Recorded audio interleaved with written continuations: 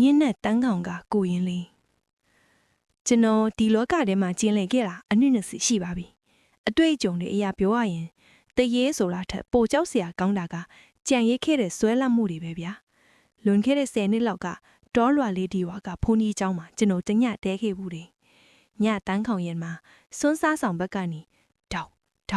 တောက်နဲ့တသားခေါက်တန်းကြားလို့ကျွန်တော်နိုးလာတယ်အမှောင်ထဲမှာဖျောင်းနိုင်မီးမှိန်လေးနဲ့ကြည့်လိုက်တော့တင်ငန်းနွမ်းဖတ်လေးဝတ်ထားတဲ့ကိုရင်လေးတစ်ပါးစွန်းစားပွဲမှာထိုင်နေတာကိုတွေ့လိုက်လာတယ်အဲ့ဒီကိုရင်လေးကခေါင်းငိုက်ဆိုင်ချမိတခုခုကိုရှာနေတယ်လို့ပဲကျွန်တော်လေ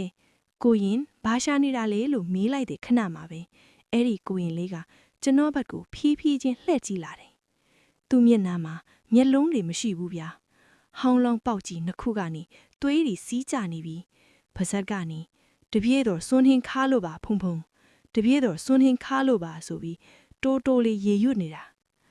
နောက်မှသိလိုက်ရတာကအဲ့ဒီကြောင်မှာလွန်ခဲ့တဲ့နှစ်ပေါင်းများစွာကစွန်းဟင်းနဲ့အစိတ်မိပြီးပြင်းလွန်တော်မူသွားတဲ့ကိုရင်လေးတစ်ပါးရှိတယ်ဘူးတဲ့အခုထိလေညတိုင်းအဲ့ဒီစွန်းစားဆောင်မှာဟင်းခါတယ်ဆိုပြီးလာငိုတက်တယ်ဆိုပဲ